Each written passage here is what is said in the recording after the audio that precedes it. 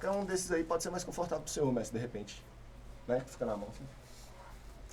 Bom dia, mestre Adilson. Obrigado pela presença aí mais uma vez, né? Bom dia, bom dia. Eu que agradeço. Maravilha, mestre Adilson, lenda viva da Capoeira Candanga, estava contando aqui pra gente um pouco dessas histórias, não chegou a conhecer, nós já vamos chegar conversando mesmo pra você que é da capoeira e quem não é também, vai conhecer agora a história da capoeira de Brasília. Começou ali, tem essa história da fundação da Capoeira Candanga ali no Elefante Branco, né, mestre, com o mestre Arraia, Aldenor.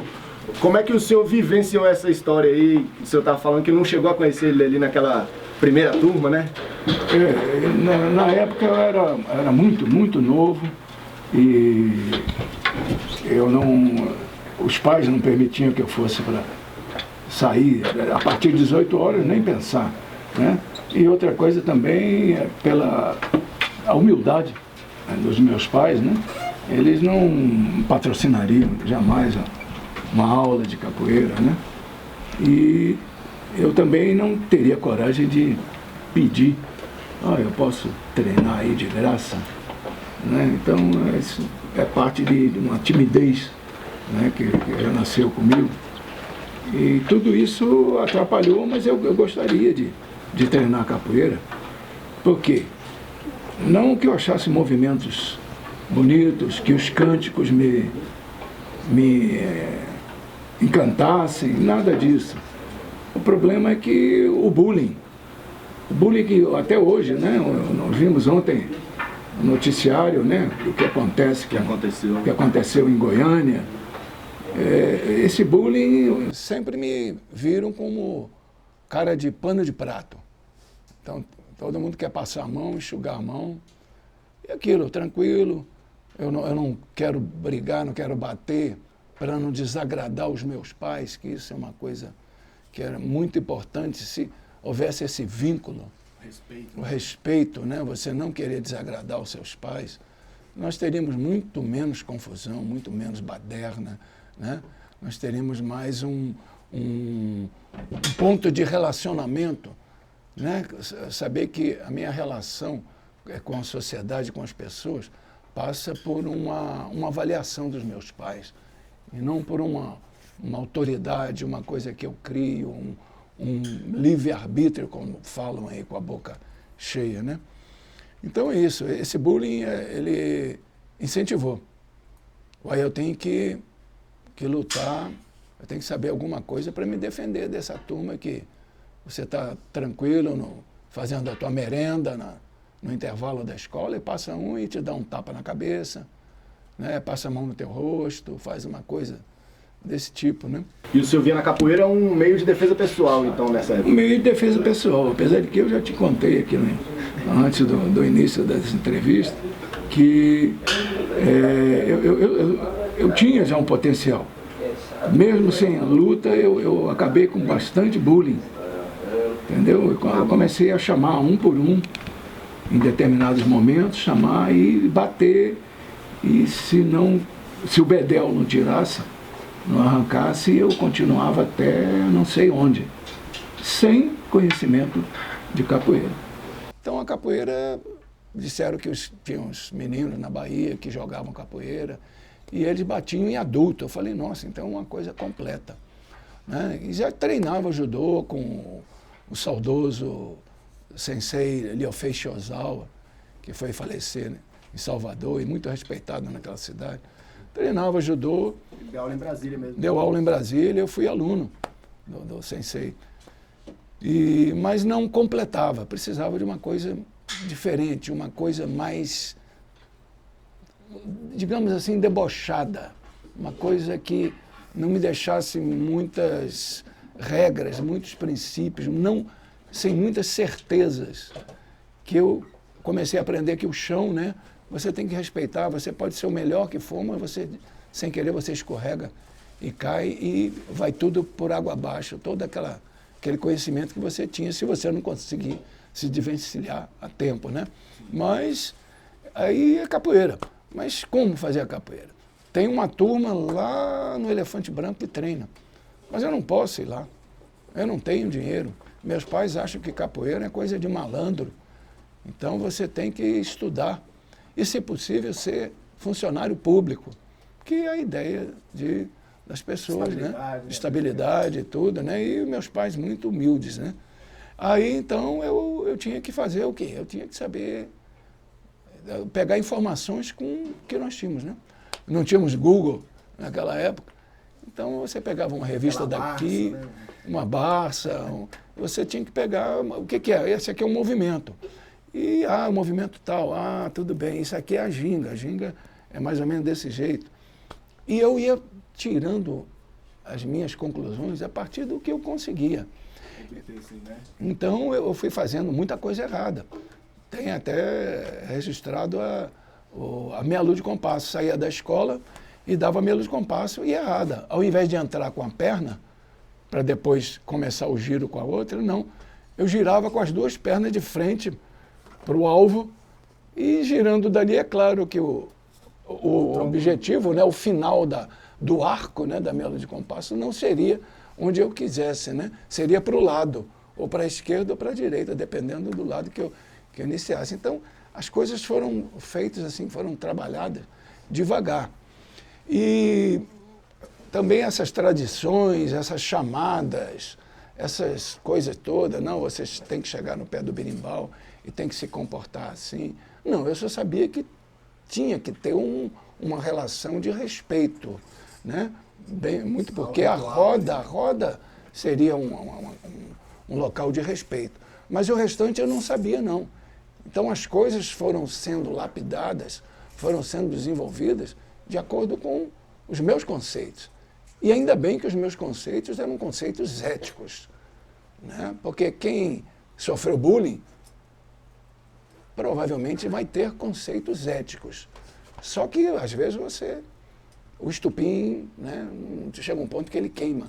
Mas essas pessoas, se não forem realmente atacadas demais, elas, com certeza, elas têm conceitos éticos muito mais do que aqueles outros que aparentemente são pessoas corretas, da paz, né, idôneas, etc. Né? E esse desenvolvimento das técnicas, mestre, o senhor está falando assim, a minha curiosidade está batendo nesse sentido de aonde acontecia a capoeira na cidade, nessa época. O senhor ouvia, captava, via numa revista alguma coisa sobre capoeira e a capoeira vivida na cidade mesmo, que o senhor tinha a oportunidade de acontecer aonde? Ou foi acontecendo a partir de onde, assim? A capoeira que eu sabia que existia. Sim, sim. Mas eu não podia ir. Pelo então, que eu já expus, né? Treinando sozinho mesmo. Treinando sozinho. O tempo todo. E às vezes eu via os alunos do mestre Arraia, né? Treinando no primeiro bloco. Isso. O bloco de frente para 409. E eu, às vezes, de longe, ficava fazendo umas piruetas, né? Até que um dia, né, passou o mestre Fritz, né? Ele chamou, vamos lá e coisa e tal. E eu, não vou não, tímido que só. Não vou não. Até que eu fui lá, mas não... Era uma roda, um treino? Uma roda. A rapaziada tudo vestida de abadá cor caque. De algodão cru, assim? De algodão cru, entendeu? Não tinha o elanca, essas coisas não, né? E aquilo ali era uma coisa do outro mundo para mim, né?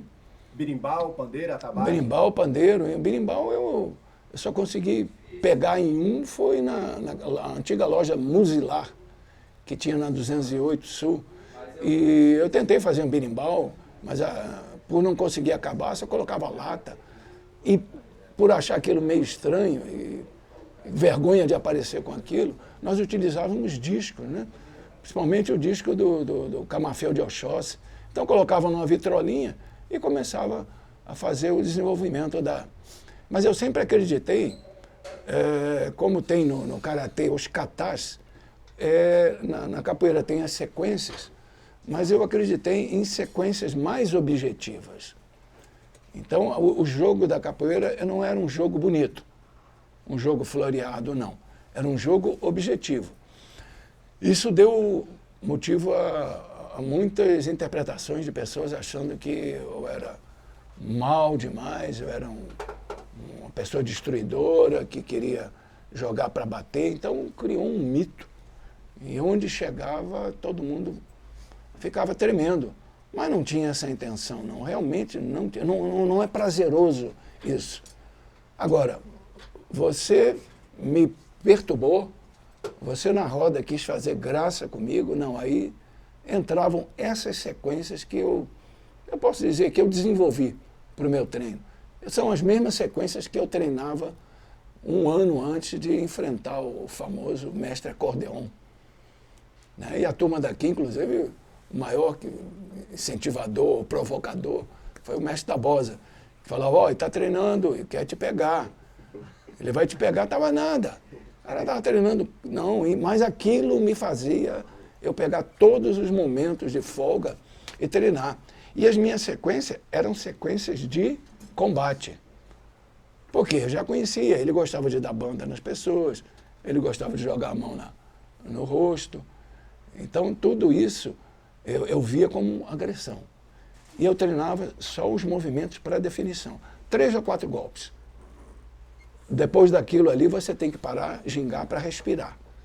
Mas 3, 4 golpes, daqui a pouco voltava 3, 4 golpes em seguida. E esses golpes sempre cortando, tanto na crânio caudal, quer dizer, da cabeça para a perna, como lateral, lateral. Ou em diagonal. Então, se você corta todos esses planos, a probabilidade é que o adversário defenda é muito pequena. Ele não recebe, ele não está na expectativa de receber um movimento que venha na direção dele. Então, quando ele pensa que vai levar um soco, então ele já levou um metro de compasso, que já corta na horizontal. Você tem que levantar.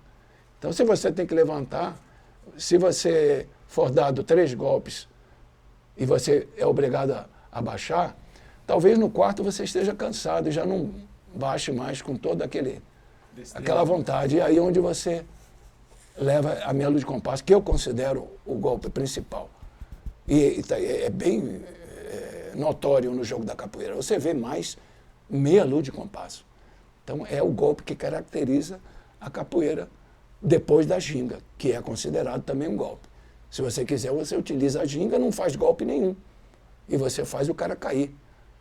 Você assusta ele de todo jeito, cansa ele de todo jeito, ameaçando golpes que não são concretizados, ele acaba caindo. Então, é o primeiro golpe, a característica da capoeira e dos animais em geral. Todo animal tem uma ginga. O macaco, o gato, o cachorro, né? O cachorro, ele deixa assim a traseira, né?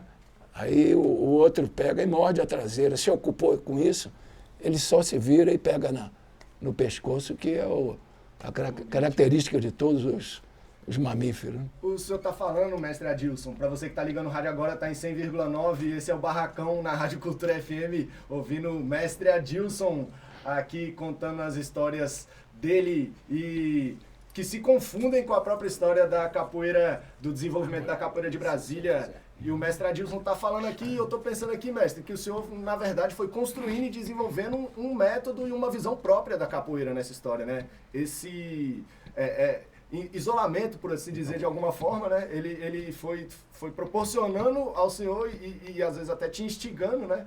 A ir desenvolvendo aquilo que o senhor realmente via e acreditava que seria, tivesse alguma utilidade, né? Pelo que o senhor está falando, né?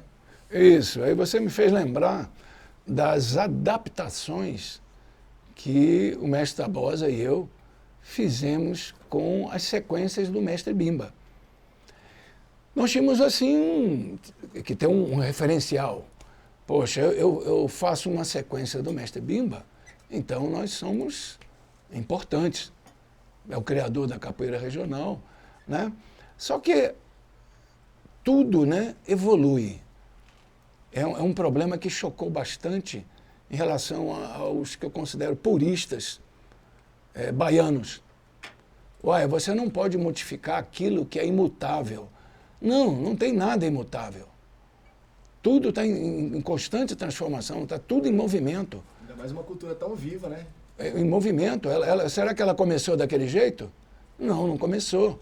A própria regional, ela teve contribuição de alunos do Mestre Bimba para sistematizar aquela prática, né? Então, a sequência do Mestre Bimba, nós achamos que tinham algumas coisas que não eram compatíveis para a nossa realidade em Brasília. Então, que eu lembro de uma passagem muito interessante, a gente corria no eixo. Era eu, o mestre Tabosa e um aluno que eu tinha que fez um golpe e cortou um pedaço da língua, então eu chamava de palmo de língua. Então, aí corria os três, quando descansava um pouco, até a rodoviária, aí nós fazíamos a sequência. E aí nós falávamos, bem, ó, esse movimento ele precisa de mais perfeição. Então, tudo baseado em dinâmica. No empirismo ali da vivência. Isso, né? Isso no empirismo e a dinâmica. Poxa, esse movimento ele vai ter força realmente se nós não utilizarmos a cintura. Então, tudo partir da cintura. Então, esses conceitos que nós começamos a colocar dentro do modo de fazer as sequências, esses conceitos já existiam com os orientais, certo? Mas é uma coisa que aconteceu assim, naturalmente. Você não pode chutar com a tua perna, você tem que chutar com a tua cintura. Então, ela dá o arranque para que você complete com aquele chute, né? Então, nós fomos fazendo adaptações que modificaram um pouco a sequência do Mestre Bimba, mas a ordem é a mesma. Uma alteração, talvez tenha sido a primeira sequência, que é de meia-lua, a segunda, ela seria de martelo. Mas nós achamos que se você estava fazendo um movimento rodado, que é uma meia-lua, né, faz um movimento rodado, por que não continuar com queixada? Então a segunda passou a ser a queixada ao invés do martelo, a sequência de martelo. Mas isso causou um desconforto quando coloca-se no YouTube e o modo como nós treinamos. E da outra vez eu acho que eu falei para você que o mestre Camisa, né, o Camisinha, né, que era conhecido pela gente, ele me disse que tinha umas 30 maneiras de executar a sequência, de treinar. Entendeu? Então, o jeito que você treina, às vezes parece que ela fica distorcida, né? Mas existe uma ideia, existe um propósito para você fazer aquilo, né? E também por que utilizamos a sequência? Utilizamos porque a sequência do Mestre Bimba. Então, todos nós pegamos uma caroninha, né, nesse nome, né? Então, isso é muito, muito importante. Não era nada de querer modificar o imutável, querer modificar as tradições, né? A turma que defende tanto as tradições foi incapaz de reclamar com o Carlinhos Brown quando lançou a cachirola. Poxa, cachirola, você tá abusando. O cachixi não é uma coisa da capoeira? Não é uma coisa... Ué, você está utilizando, você deturpando, colocou mais 3, 4 entradas de dedos para o cachixi e, em vez de ser feito com material orgânico, passou a ser feito com plástico. Isso não é mas ninguém reclama. Quando alguém fala que modificou não foi modificado, foram adaptações. Não, isso aí gera uma coisa do outro mundo como se fosse uma intolerância. Sendo que a própria história da capoeira, né, mestre? A capoeira que se desenvolveu no Recife é uma coisa, a que se desenvolveu no Rio de Janeiro é outra, a que se desenvolveu na Bahia é outra, né? A capoeira, isso é a capoeira antiga, que eu falo assim, do que se tem, até do ponto de vista historiográfico mesmo, registrado, são manifestações diferentes, mas que são capoeira, na verdade. Agora eu queria te perguntar, mestre Adilson, sobre a cena da capoeira aqui em Brasília, como ela foi se desenvolvendo, como o senhor foi vendo assim, porque nesse passar dos anos aí, com as corridas do Eixão, até chegar no campeonato que o senhor falou lá com o mestre Acordeon, que depois eu quero até que o senhor detalhe um pouquinho mais essa história aqui, mas a capoeira foi pipocando na cidade, foi aparecendo, foi chegando gente, fazendo roda, como é que foi acontecendo a cena mesmo da capoeira, das rodas de capoeira, porque hoje em dia mesmo a gente estava até falando aqui, né, mestre? roda, hoje em dia roda de domingo a domingo em Brasília, mais de uma, se brincar, só aqui no Distrito Federal, né? Então, não era assim antes, e o senhor viu, na verdade, isso aí pipocar, né, acontecer. Como é que foi acontecendo essa história aí, mestre?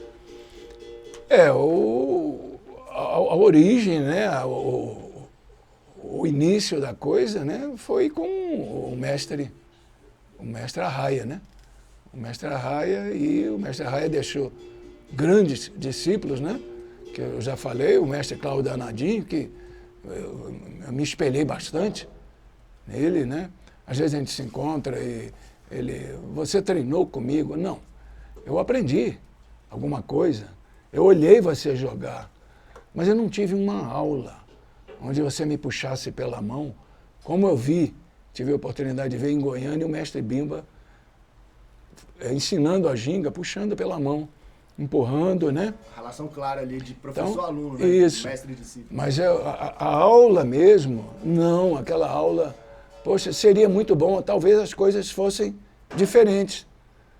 Talvez não tivesse sido criado esse mito do Adilson Demolidor, né? Porque eu já estaria regido por uma norma, uma disciplina, Então, essa coisa, a capoeira, alunos de alunos começaram a se difundir, né?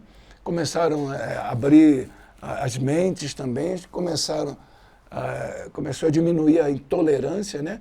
Que aproveitar, né? Que ainda existe demais da contra, né?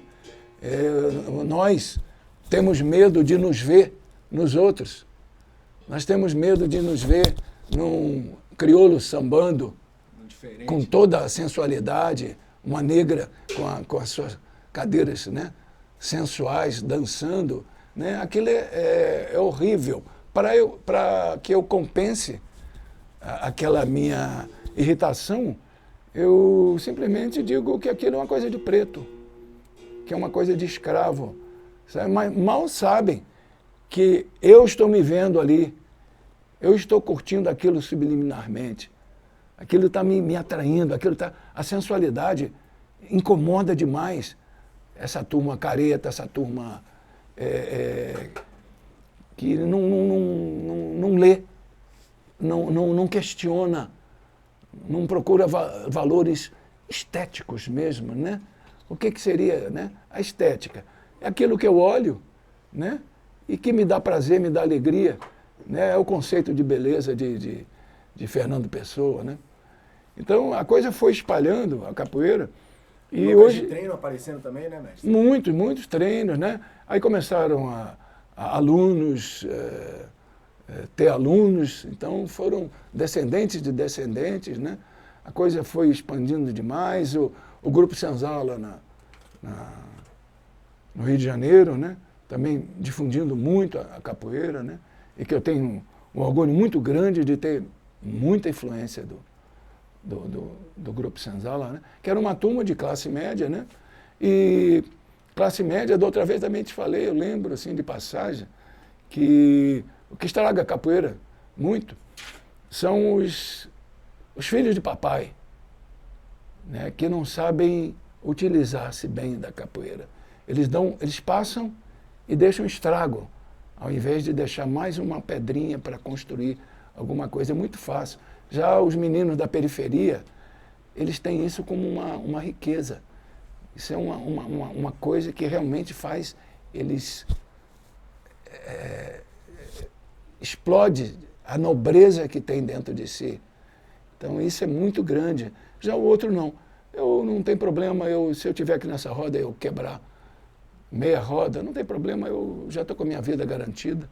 Eu não estou preocupado com que aquela repercussão daquela roda mal feita vai ter para a aquisição de alunos daquele mestre. Aquele mestre pode, ao invés do próximo mês conseguir 10 alunos, vai conseguir mirradamente um aluno, por causa da baderna que foi instituída, né? Então, eu acho que essa turma tem... Mas a capoeira evoluiu demais, a capoeira expandiu demais. Hoje não tem rédea. Não tem rédea, ela cresce mesmo, né? Só faltaram alguns estupinzinhos para que ocorresse essa expansão. Agora, mestre, aproveitando para falar também do seu trabalho na docência da capoeira mesmo, na questão formal mesmo, da formação de alunos e tal. O senhor poderia falar um pouco sobre isso, para a gente deixar registrado também quem foram os alunos que o senhor formou, graduou, essa história da graduação? O senhor já trouxe isso no começo do seu trabalho, desde o começo? Porque eu sei que o senhor acompanhou também o início ali dessa formação da história toda da graduação e tal. Já veio junto? Como é que veio essa história toda, a formalização de um trabalho, assim, do mestre Adilson? No início eu não tinha graduação. Eu ia colocar uma graduação de quê? Se eu não tenho essa graduação. Então a relação era aquilo, eu dou aula, mas eu sou jovem, tanto quanto quem eu estou dando aula. E isso gerou muita briga. Talvez sejam essas brigas que assustaram muitos outros grupos. Porque uma passagem interessante foi quem instituiu a primeira vez o batismo, o batizado na capoeira de Brasília, o batizado regulamentado, foi o mestre Tabosa. E nós fizemos no primeiro anfiteatro da ala sul. Primeiro à direita, entrando, primeiro anfiteatro. E nesse anfiteatro eu batizei meus primeiros alunos. Os meus 6 primeiros alunos. O senhor levou os seus alunos para participar também do batizado? Do batizado. Não, porque eles já participavam das rodas, participavam de algum treino. Mas hoje nós vamos batizar. E teve um até que ficou chateado, que não queria ser batizado. Não, eu já sou antigo. Eu falei, poxa, cara, mas vamos seguir. Então, esse momento é um momento interessante. E a ideia do mestre Tabosa foi muito importante. Entendeu? Eu não me preocupei com batizado porque eu me preocupava com o resultado. Eu não queria muita cerimônia nas coisas, não, nunca gostei. Então, vamos batizar? E não é com a cara amarrada, não, vamos. E eu batizei o rapaz. E o batismo ele era meio agressivo. Mas o dele foi até um batismo tranquilo. Esse rapaz chamava, um nome até estranho, Carginaldo. Morava aqui no acampamento da 207. Aquilo aqui era um acampamento, não era uma quadra. Não. E o batismo, ele levou um martelo no peito. Um martelo tolerável, não derrubou, não machucou. E aí eu cumprimentei, estava batizado, mas ele quis continuar, para você ver como era a relação. Eram alunos, mas respeito, não. É tudo jovem, eu vou respeitar para quê? Né? Tudo jovem, tudo cheirando, não tinha barba. Não tinha barba, não tinha bigode, não tinha nada. E aí, continua aí o som, vamos lá, toca o berimbau, pai. Não. Aí, vamos lá, no pé do berimbau. Bem, se você quer continuar, é porque você quer descontar. Então, resumindo, ele levou um martelo agora bem forte, que deu para tossir. E aí foi considerado, apesar de sair resmungando, o batizado. Mas você quis continuar.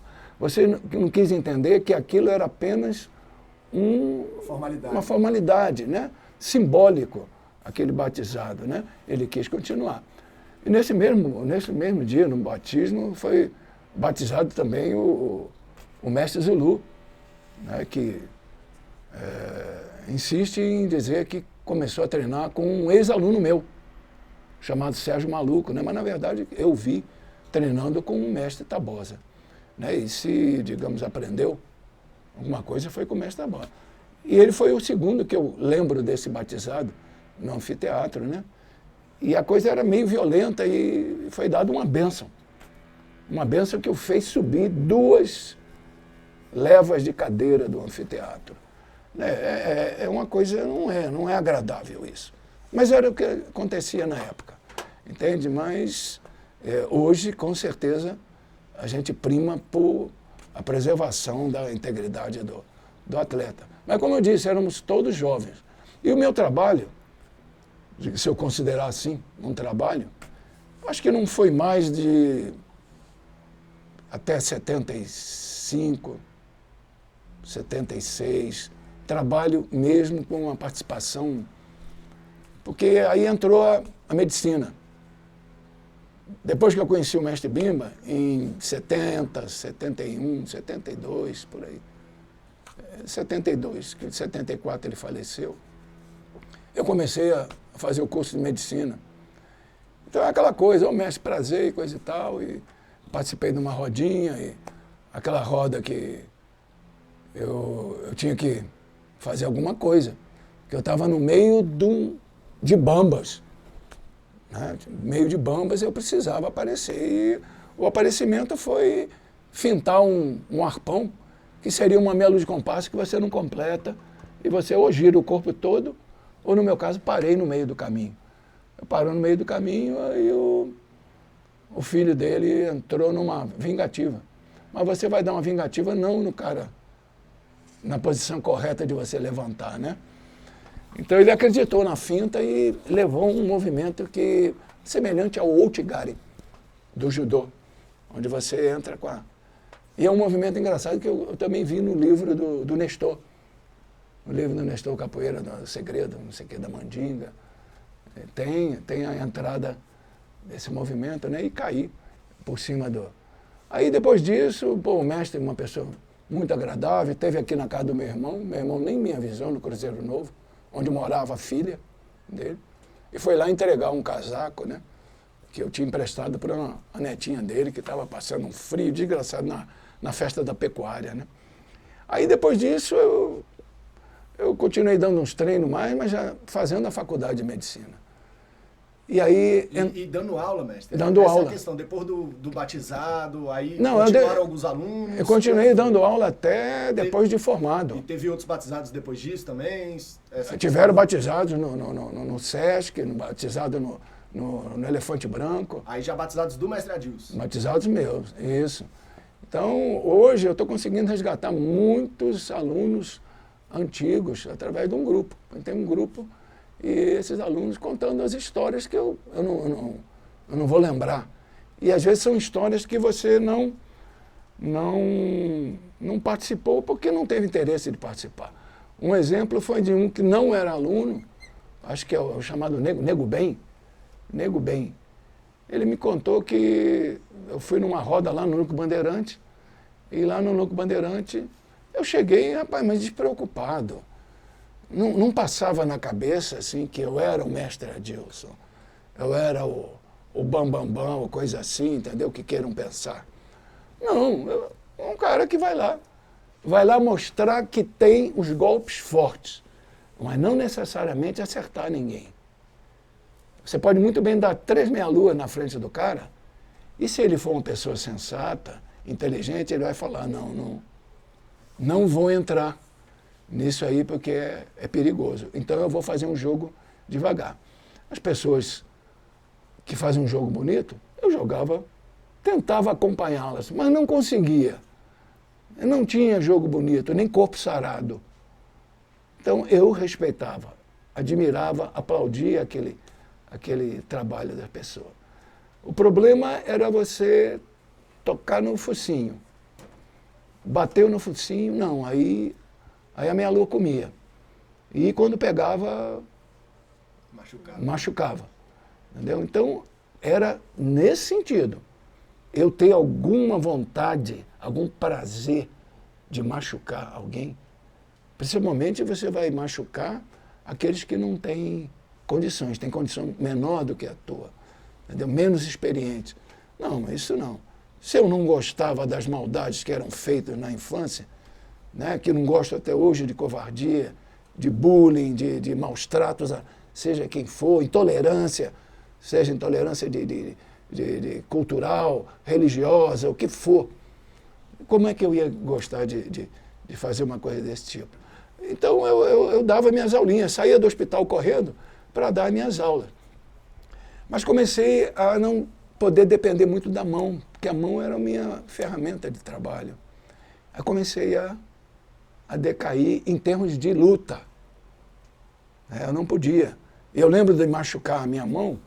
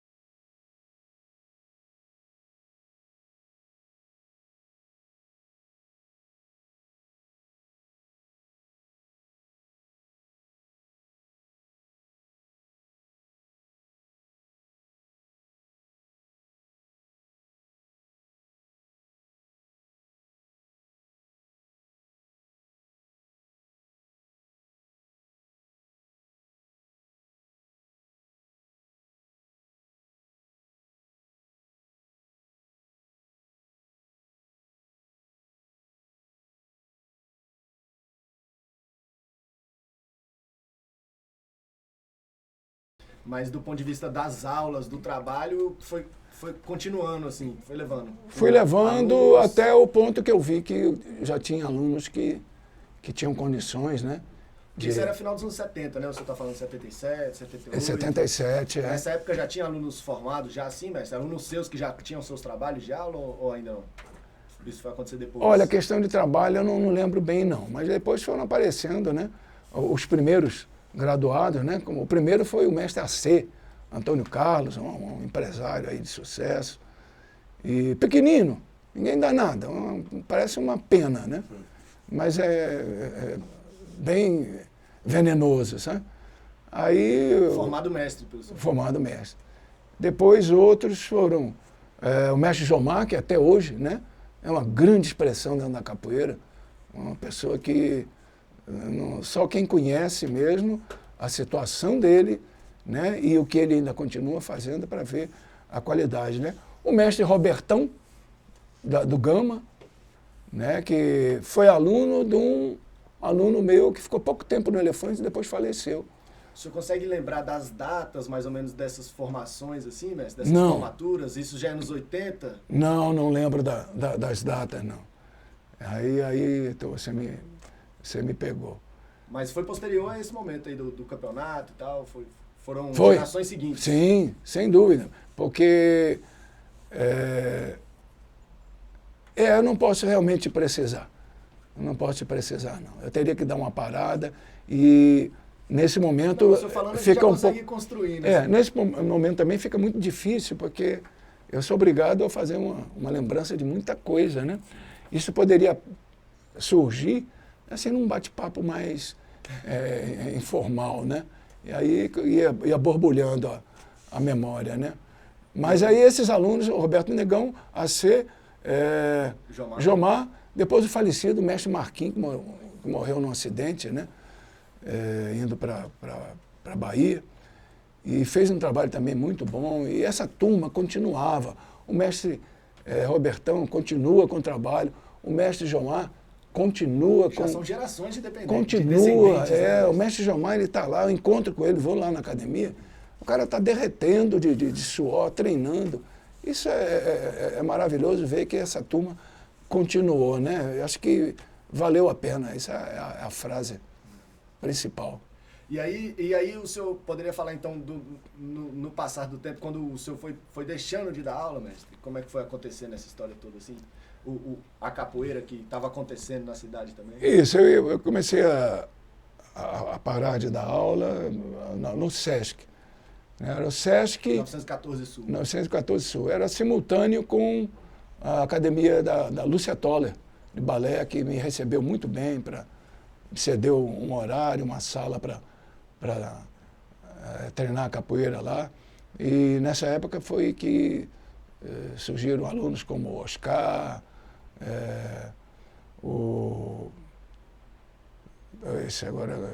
Galeb, vários, Nando, o falecido Nando, capoeiristas muito bons, realmente fizeram muita frente e fizeram trabalho também, né? Então essa turma surgiu lá na Lúcia Toller. E eu ainda dava aula no SESC, mas aí eu fui começando a... Uma coisa que me incomodou muito e que foi algo que freou mesmo, foi um lance que me congelou em relação à atividade com a capoeira. Foi um marco de quase um abandono. Foi quando, a propósito daquele acontecimento muito chato que teve da morte do menino Nolasco. Marco Antônio Velasco. Velasco, pensando no Nolasco, Velasco. E 93. foram outros jovens, né, lutadores, e não sei, porque capoeirista você tem em cada um. Você esbarrar em 5 pessoas, deve uma delas ter alguma noção de capoeira. Então fizeram essa covardia, né, esse crime, e eu vi na primeira página, na manchete do Correio Brasiliense, um mapa do Distrito Federal e com bandeirinhas, gangues do Distrito Federal. E estava lá, Adilson Capoeira. Poxa, isso foi uma coisa que você não tem como limpar, porque nós não tivemos nada, nem conhecíamos o rapaz, e nem alunos meus tiveram participação nisso, né? Mas isso foi um marco. Isso foi uma coisa que me magoou bastante, principalmente por você não ter condições de se defender, né? Eu procurei tudo, até a ordem, a maçonaria, para que nas suas reuniões fosse comentada isso, para fosse limpado, né? Essa coisa tão desagradável. Eu acho que aí foi o marco. Aí eu passei a me desinteressar totalmente pela... Uma vida de construção, né, mestre? Que de repente acontece uma coisa dessa. Fato. Gangues do DF. Aí está lá uma bandeirinha, Capoeira Adilson. E as academias também, o mestre Tabosa sofreu isso saindo na reportagem, né? Mas é também desagradável. Mas uma manchete é uma coisa assim muito triste, né? Aí o senhor falou... Não, aí não. Aí acho que a partir desse momento, aí as datas estão registradas aí em jornais do Correio Brasiliense, que são facilmente acessíveis. 93, não, aí acabou. Então, aí os alunos seguiram, né? Quem quis seguir, seguiram. Não acabou a capoeira dentro de mim. E nem a capoeira do mestre Adilson continuou viva. Não acabou o que a capoeira pode oferecer em termos de criticar tudo, contestar tudo, não ter satisfação com o que está aqui, o que está imóvel. Não. Vamos desconcertar, vamos desconstruir isso aqui. Então, essa desconstrução continuou, que eu acho que é uma característica do capoeirista. O capoeirista que ele não está desconstruindo, não está recriando a coisa, né? A coisa não pode ser estática. Se ela for estática, é folclore. Então, folclore, você dança, a dança do Vira, em Portugal, ela é desde da Idade Média, é aquela dança. Né? A capoeira, ela evoluiu muito. Então, o próprio surgimento da capoeira é uma evolução, né? É porque a Bahia é a capoeira com berimbau. Né? A capoeira do Rio de Janeiro, não, mas, por sua vez, uma capoeira violenta, pouco falada, mas capoeiristas violentíssimos, né? Como o mestre Senhorzinho, que fazia uma capoeira sem canto, sem berimbau, sem nada, mas aquilo era capoeira, né? As origens, capoeira só negra, capoeira só escrava, ou a capoeira teve a participação dos navalistas, né? Portugueses, ou a capoeira, para mim a capoeira é um acidente, eu costumo usar esse termo, é um acidente urbano, não é uma coisa da senzala, da fazenda, não. É uma coisa urbana. A capoeira tem diversas nuances, né? O capoeirista, ele não era tão odiado assim quanto se pintam, né? Ele era uma pessoa que ia ao banco. Sempre esteve por aí, né? Ele ia ao banco fazer transações imobiliárias pro senhor, entendeu? E o estabelecimento mesmo da capoeira, o grande surgimento dela foram com os mulatos. Então, os mulatos era essa mistura nossa aí, nós vira-lata. Né? Nós somos os vira-lata que adoecemos menos do que essas raças puras aí, cheias de doença de não sei quem, né? Nós não.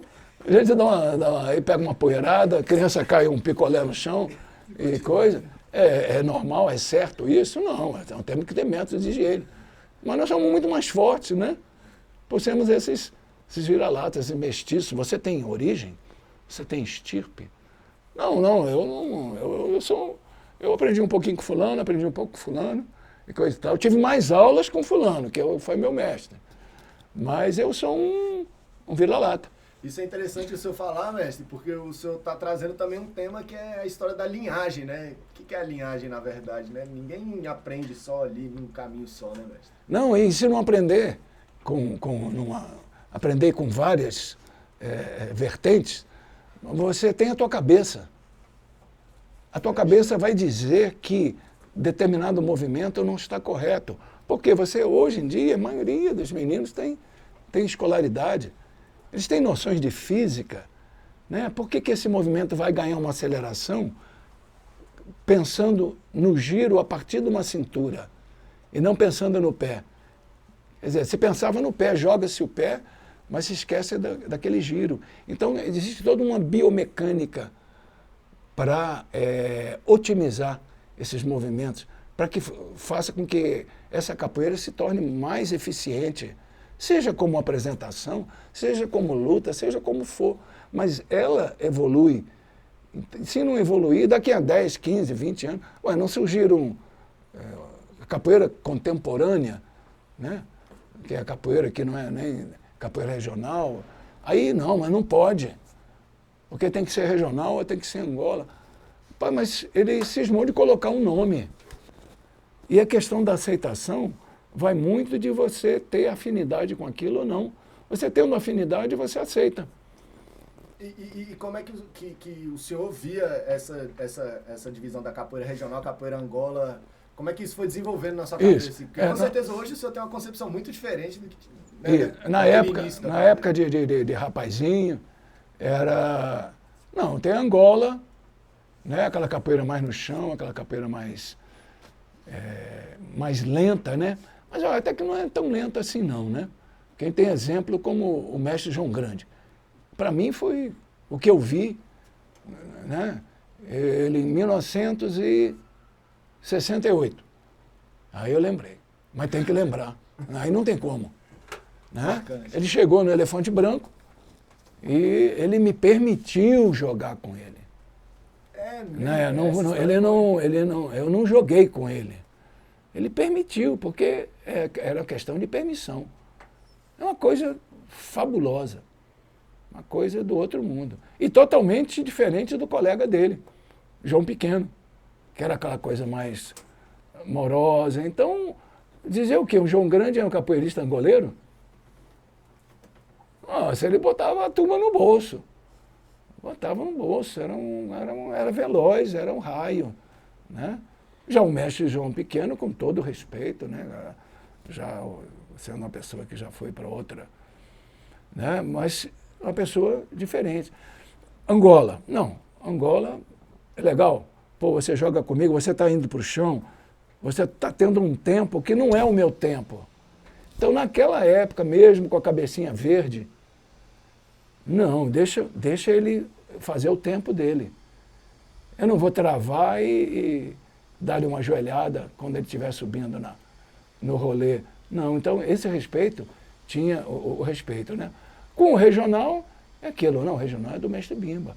A informação que eu tinha era através de livro, era através do disco dele, que acompanhava um livreto, e aquilo, mas eles são o top. Né? Eu sou um Zé Mané, ainda com todos os recalques, digamos, da pobreza. Né? E agora me diz uma coisa, estava o mestre João Grande e o mestre João Pequeno no Elefante Branco em 1968? Não, só o mestre João Grande. Estava ele e um tal de Dentinho. Dentinho, o cara Isso fechado. foi o quê? Uma apresentação? Não, eles vieram para fazer uma apresentação lá na Concha Acústica. E aí, nesse show, eu fui com o mestre Tabosa e a namorada dele na época, e ele tinha um Jeep Candango. Era 2 tempos, era da Vemag. Um Jeep Candango, e nós fomos lá na Concha Acústica, né? E o mestre, aquela luz negra, aí você só via o terno. O terno branco. Rapaz, mas é um negócio de maluco. Ele saiu dali com outra... Nós saímos transformados. Não tem jeito. Você não pode ser a mesma pessoa quando tu vê alguém que brilha. Você nunca mais é a mesma. Uma apresentação de capoeira, um toque de berimbau? Não, foi um show. Um show e ele fez, né? A gente voltou. Sabe que é aquela cabeça que você não quer dormir? Não, vou dormir hoje não. Eu estou pensando tudo aqui. Então, é influência. Aí conheceram ele angoleiro, no Elefante Branco. Ele muito simpático e muito condutor. É aquilo onde eu digo que ele deixou eu jogar. Eu joguei porque ele permitiu. Então, um mestre já desde o começo de que ele fez capoeira, né? E um vozeirão, aquele tipo... quieto, ninguém via falar nada. Daqui a pouco começava a tocar o berimbau. Aí você pensou, não, tem alto-falante aqui, tem amplificador, um vozeirão, uma coisa espetacular, né? Aí eu falei, pô, dei meu endereço para ele. E ele foi lá em casa, na 410 Sul, aqueles blocos lá de caixote no chão, sem pilotis. Ele foi lá e bateu num dia que eu não estava. Aí, rapaz, eu tinha um sapato de cromo alemão, olha só, era o top né? Só que não cabia no meu pé. E eu estava esperando crescer um pouco mais para ficar justo, né? Ficar justo no pé, né? Rapaz, aí... Me jogando lá com a voz. Aí minha mãe, olha, não está não. Mas olha, peraí, só um instantinho. Então, nem convidou para entrar. Falei, pô, mãe, que isso? Aí, vê se dá no senhor. Rapaz, certinho. Meu sapato de cromo, que eu ia esperar para usar um pouquinho maior, entregou. Aí eu tive lá em Nova York, lembrei disso com ele lembrou e riu, cara. Riu pra caramba. E eu fico chateado, aproveitando o ensejo, ele teve uma passagem aqui há pouco tempo. Sim. Veio no barracão, inclusive, mestre. Poxa, ninguém falou comigo. Tem até um mestre aí, que deve estar hoje lá na roda. Pô, ficou sabendo, não me comunicou. Eu fui atrás no hotel onde ele estava, já tinha feito o check-out aí. Ele perguntou por mim, cara. É muita honra. É muita coisa assim que não... E eu lá, sem graça, lá no hotel. Não, já foi feito check-out, já foi embora. E o cara mandou pelo zap, pelo WhatsApp, ao mestre João Grande. Eu falei, pô, cara, arruma um jeito de onde é que ele está, eu quero conversar com ele. Aí ele viajou. Mas uma figura. Ele recebeu um prêmio aí da República, um título, né? É tudo. Agora, Cruzeiro do Sul. Tudo de bom e mais um pouco. Ali é muita bagagem, né, mestre? Muita e aí bagagem. virou uma referência, então, para a sua capoeira. Não, depois da olhada lá, né? E depois de eu perceber. O perceber é muito interessante, porque ele podia muito bem se fazer na minha... Ah, você é capoeirista daqui? Se fazer nas minhas costas, né? Não, ele me conduziu. Ele me conduziu no ritmo, no passo a passo. Eu notando isso. Falei, não, isso não é...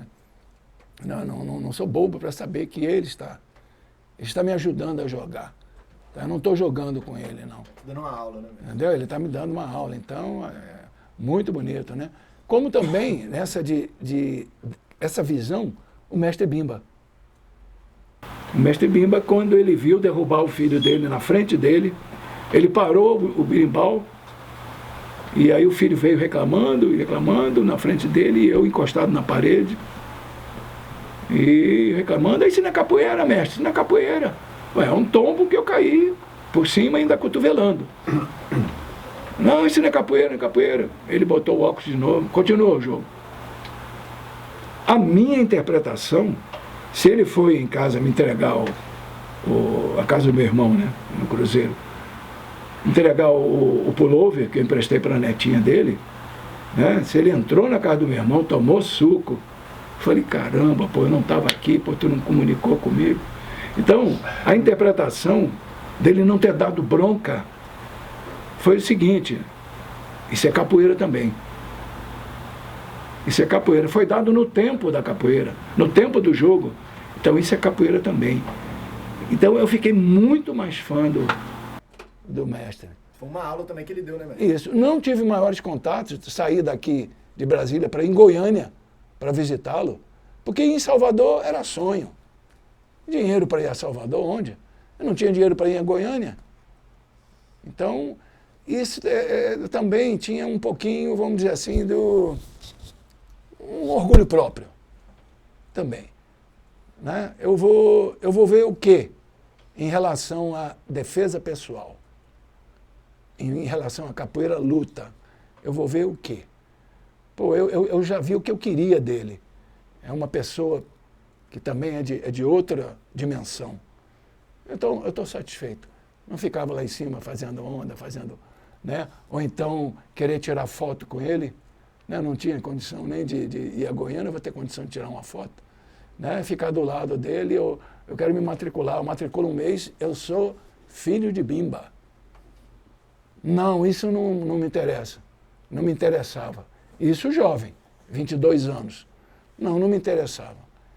Interessa mais o meu orgulho, vamos dizer assim, a minha vaidade de dizer que eu posso definir como capoeirista lutador. Então isso foi muito maior do que até a possibilidade que, se eu tivesse de dinheiro, de ter frequentado mais Goiânia para ter recebido uma... Porque com certeza ele daria. Ele parabenizou a minha carteira de motorista que eu tirei lá. Não tirei aqui porque eu não passei. Arrebentei a baliza, aí fui lá, o cara dá uma volta aqui na cidade, pronto, legal, passou. Aí fui tudo contente lá, pô, mostrar a minha carteira de motorista para ele, parabéns por mais esse documento. Eu falei, pô, documento? Isso se chama documento? É para minha carteira de motorista, né? Aí ficou feliz da vida. Então, o cara feliz com a minha vitória, né? Então, era outro iluminado que... Realmente ele, antes, tinha um Adilson que eu não conhecia e já tinha o seu próprio conceito de ver a coisa, né? Mas depois que encontrei com ele, aquilo transforma. Não tem jeito, né? É aquela Madre Teresa falou, né? Madre Teresa que disse, você encontrar com alguma pessoa e não deixar alguma coisa que ela se transforme, não valeu, né? Então, ele só a presença, só não era uma pessoa, como se diz, metida, no sentido, né? Faltou palavra agora, uma pessoa orgulhosa, soberba, não. Como se vê demais, vi demais em mestre de capoeira baiano.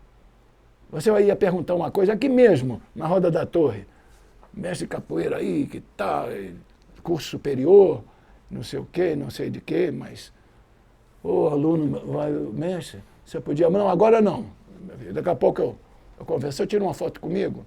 Não, quanto é que é? Uma coisa que depõe muito, né? Você não pode judiar do aluno.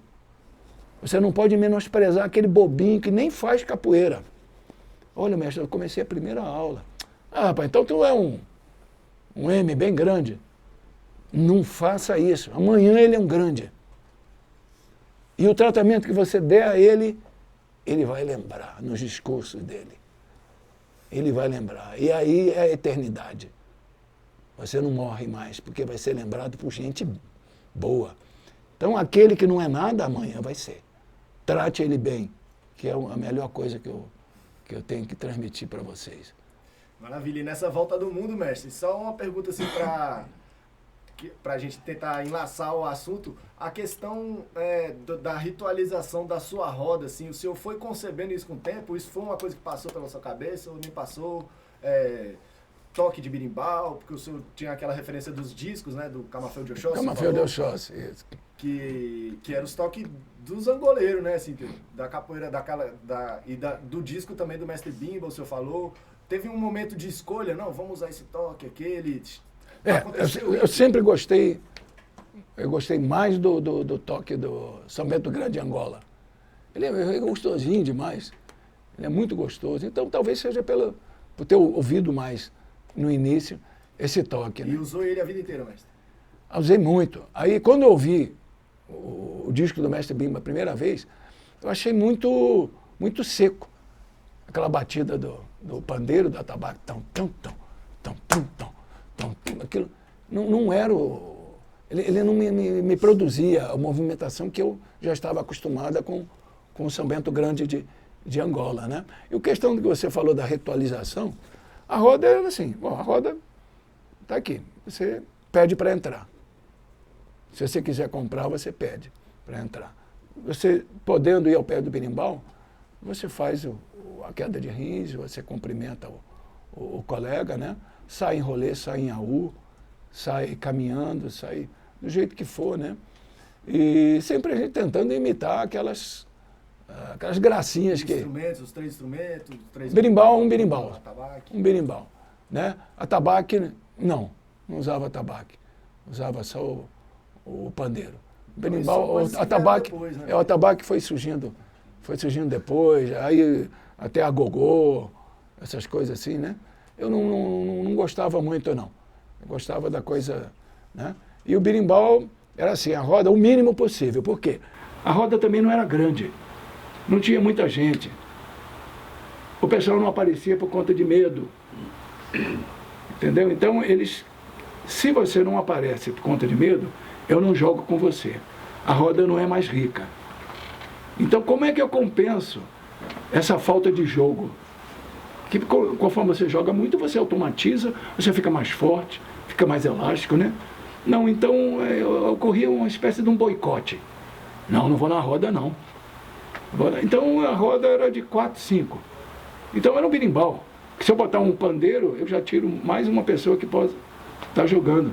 Mas isso no começo, né, mestre? A quantidade aí foi sempre. Isso depois foi aumentando, o pessoal, mas sempre com essa ideia, né? E a gente queria, poxa, fulano, vai visitar lá, fulano não aparecer na roda hoje. Não apareceu. Um boicote. Aí eu não vou lá jogar porque o pessoal está a fim de me pegar. Não, e com isso a gente deixava de trocar ideia, né? Uma coisa eu posso te dizer com certeza, o golpe era com o pé. se fosse para via de fato, eu ia bater em você com o pé. Bater de mão nunca teve um murro, um tapa. Nunca teve um murro, um tapa. É bater com o pé. E é assim que vocês têm que fazer, se precisar usar a capoeira como luta. E os valores, né, o respeito, sempre que possível. Às vezes até me interpretava quando algum aluno desvirtuava. Então, eu estava presente na roda, um aluno, ele tinha algum problema com outro aluno do outro grupo, e o pau quebrava, ele saía batendo, quebrando. Pensavam que eu tinha participação naquilo. Não. Se eu tivesse que resolver, eu resolvia eu mesmo. Não precisava, porque isso é muito feio. Olha, gente, ó, aquele cara ali não vai lá e pega. Vai mandar cachorrinho ir lá pegar? Não, não faz isso não. Depois de velho, eu poderia fazer isso, não fiz. Né? Não, precisava de brigar, não, peraí, vou chamar. Não, o problema é meu, eu tenho que ser resolvido por mim mesmo, né?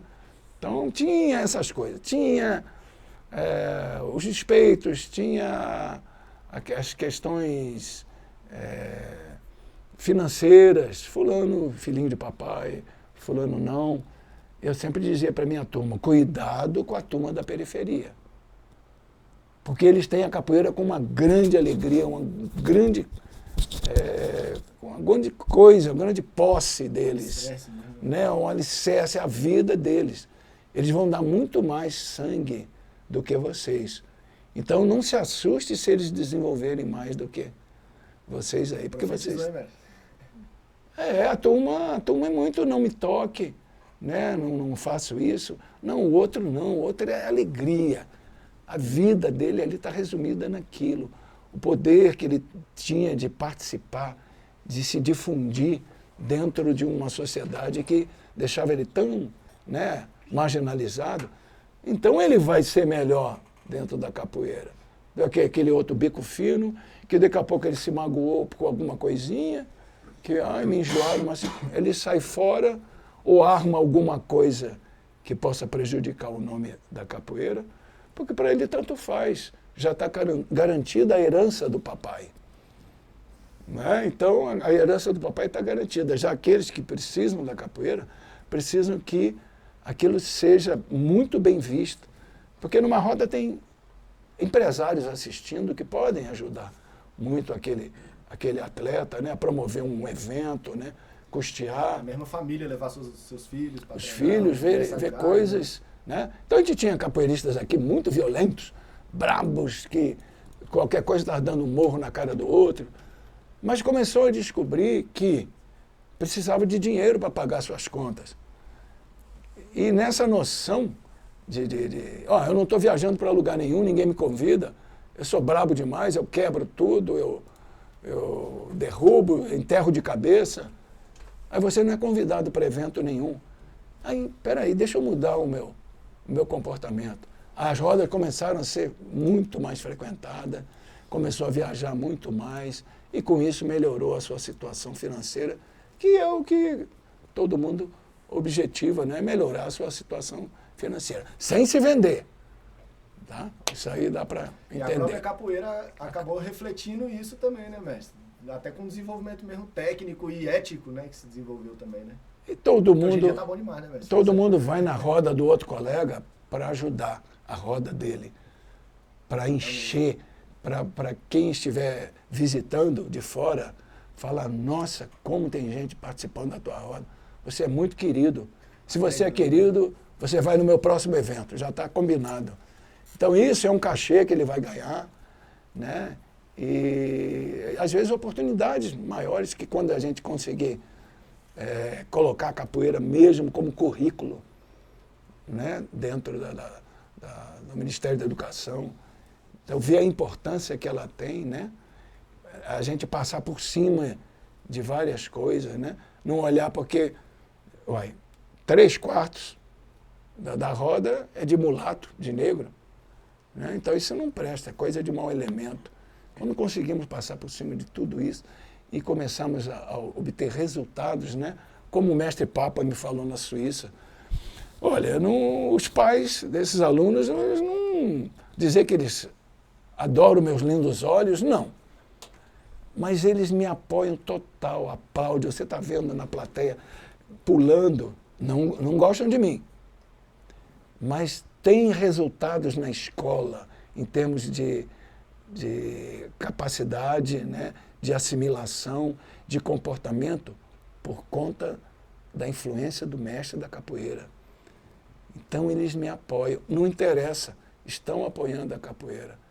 Vai chegar uma hora que essa mágoa, essa ira, essa intolerância, isso vai se diluindo nos próprios filhos. Esses filhos vão ser os próximos pais, que vão ter uma nova visão.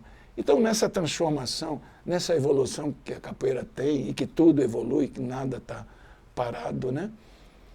A gente vai conseguir, já conseguiu muita coisa, e eu fico feliz. Eu fico feliz de participar, e não participo mais, porque eu sou um jogador de capoeira.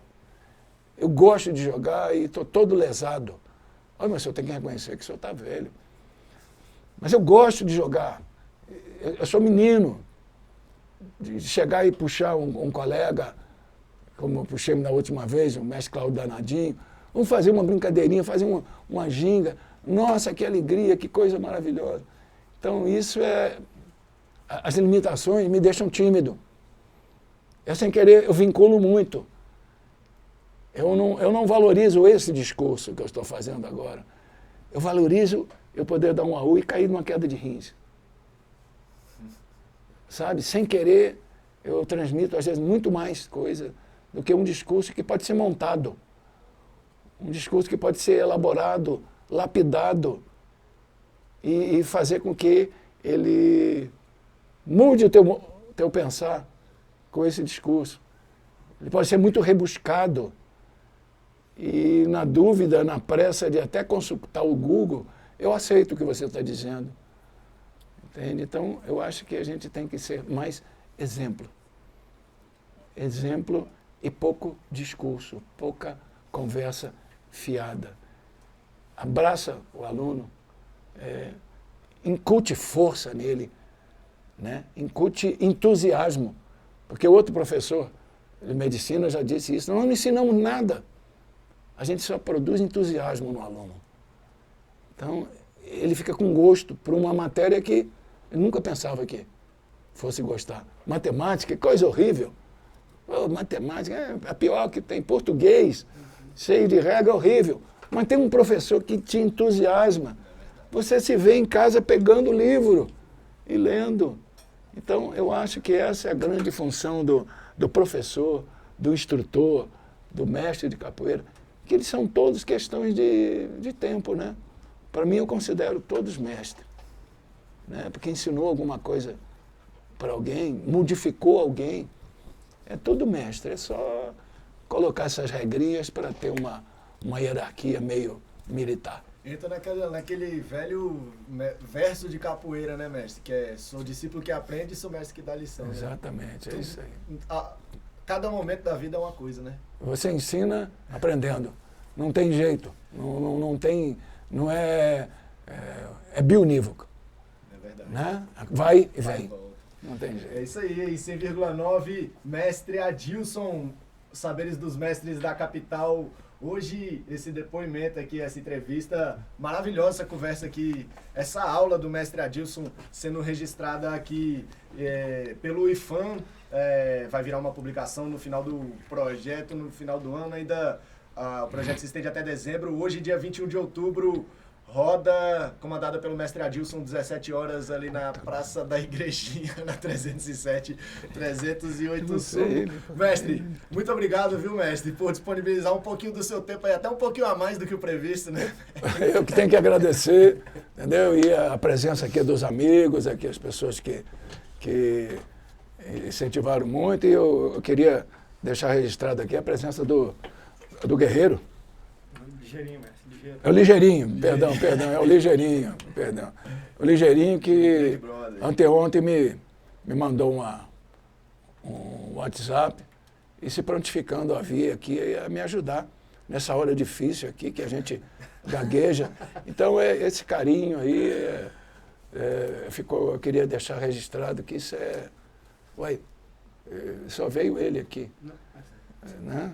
Então, uma explicação. Cheguei na estratégia. Pra trás que você vai ver, né, gente? Ih, não, caramba, eu tava de costas aí. Tem o mestre Pouca Sombra aqui. Putz, Descendência também, né, mestre? Esse rapaz, eu não podia esperar, não. Puxa vida, obrigado, gente, brigadão aí. Pô, eu tava de costas, só tava vendo aí. o meu amigo aqui que mandou o zap dizendo o que eu precisava. Eu me senti grande pra caramba. Amparado, né, mestre? Amparado, né? É isso aí. É isso aí, Falou, mestre Adilson. Bom demais, viu, mestre? Maravilha. Quem quiser encontrar mestre Adilson, 5 horas da tarde, mais tarde ali na igrejinha. Eu vou colocar uma sequência de músicas aqui agora. São 11 horas e 52 minutos. A gente vai até o meio-dia celebrando e saravando geral aqui no Barracão. Agora uma música aí gravada pelo mestre Adilson. Eu não sou mais que ninguém. Segura aí. E aí, mestre? Porra, que bom, hein? Rapaz, só você mesmo.